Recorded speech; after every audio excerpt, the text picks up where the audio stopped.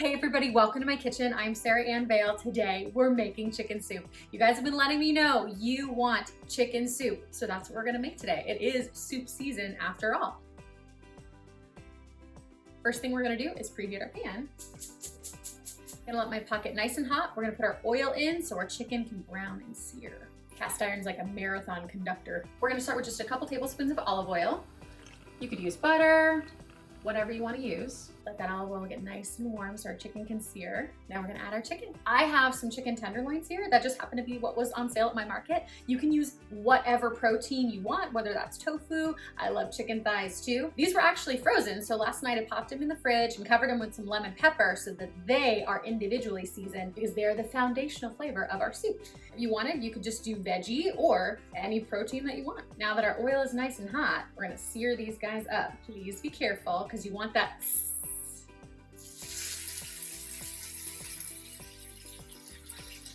I like to work outside to inside. If they're a little crowded, that's okay because they're gonna shrink up a little bit as they cook. I want all this chicken flavor and all this lemon pepper flavor, so I'm gonna take all that extra water and dump it right in. All gonna cook down anyway. Our chicken's getting all brown on one side, so we're gonna make sure both sides have the same tan. Yes. All that caramelization is what's gonna make our soup extra scrumptious. Even the base of my pan's getting nice and brown.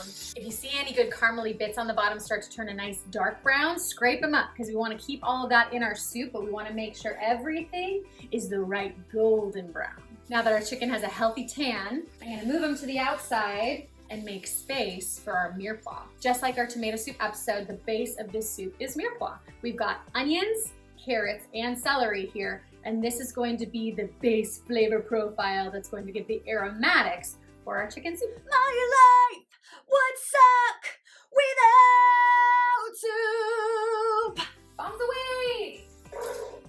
We're gonna let them sweat. I wanna get just a little bit of oil on the outside of all the veggies so they're evenly coated and they can all sweat down. The reason soup is so good for you when you're down for the count is because all your nutrition is packed into the same pot, so you get mad healthy gains as it boils down. Since we added another ingredient, we're also gonna season. I'm gonna add just a little bit of sea salt to our mirepoix. The nice thing about making soup at home is, first of all, it's so much easier than you'd expect. Second of all, you get to make the amount and the flavors that you want. I like to make a huge pot of soup because it makes great leftovers. It freezes really well.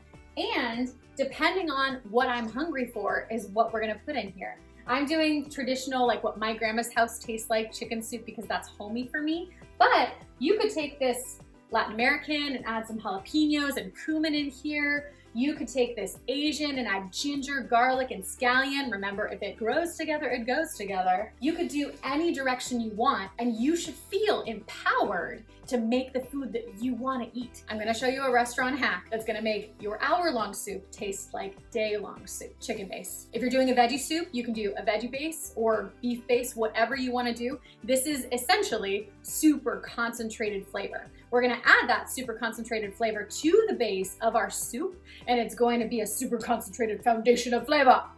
I like about 2 tablespoons of chicken base. This is also very salty, so keep that in mind as you're seasoning.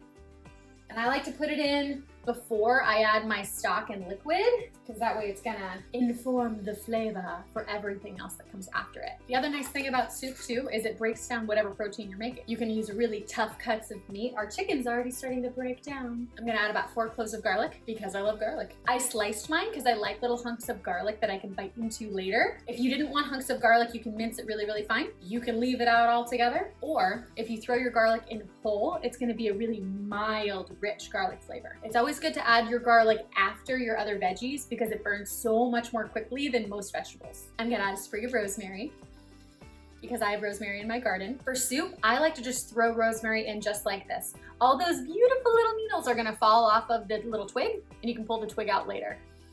Our proteins, veggies, and aromatics are all in there, so now we're just gonna add our stock. I'm gonna add my chicken stock. Depending on what flavor soup you're making, you can add whatever stock or broth coordinating flavor you wanna put together. It's like building an outfit. You gotta have your basics and your accessories. Stock is a good basic. Because I'm doing a big batch of soup, the soup is meant to be shared. I'm gonna add 4 quarts of stock. You can make as tiny or as massive of a batch of soup you want because you're making it yourself. Literally a gallon of soup. Glug, glug, glug. Now is a great time to taste our soup. All of our chicken and veggies are all fully cooked. Perfect. It's super chickeny and rich, but still really, really mild. The longer you let your soup simmer, the more your flavors are going to intensify. We want them to be more mild now, knowing they're going to get richer later. Now we're just gonna let this come to a rolling boil, and then we're gonna let it simmer.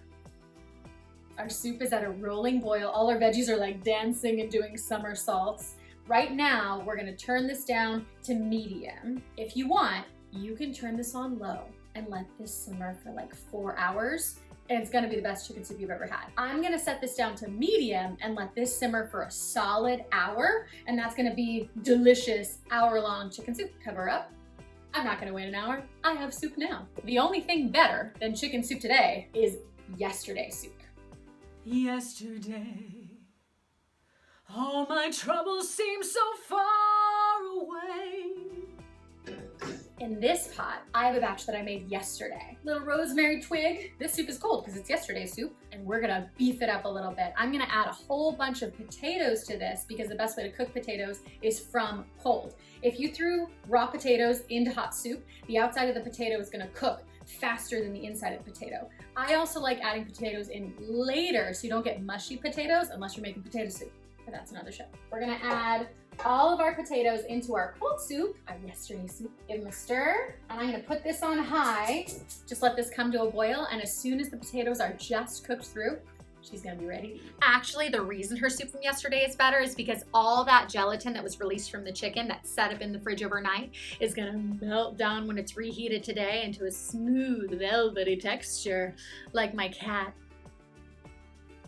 You can see our carrots are still in nice big chunks. Our chicken is shredding and falling apart. And all those little rosemary twigs are like confetti inside of our soup. We're gonna put the lid back on. Utilize the power of steam.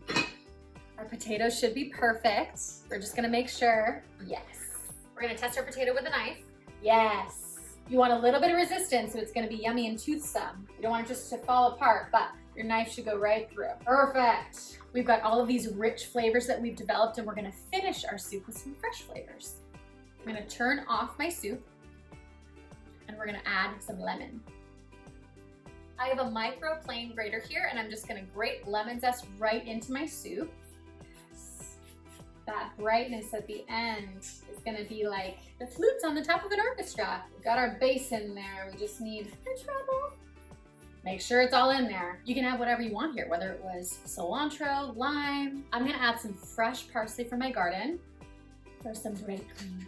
I'm literally so excited to eat it. Mix her all up. You can break up any chicken that's still in nice big hunks. She'll just fall apart. Swooning chicken. Can you taste?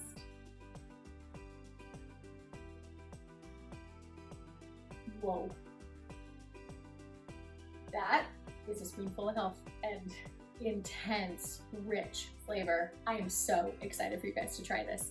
Please let me know what soups you want to see next. Please let me know what kind of soups you guys are making. Subscribe, and I'll see you next week with another diet-free recipe. I'm gonna eat this whole pot.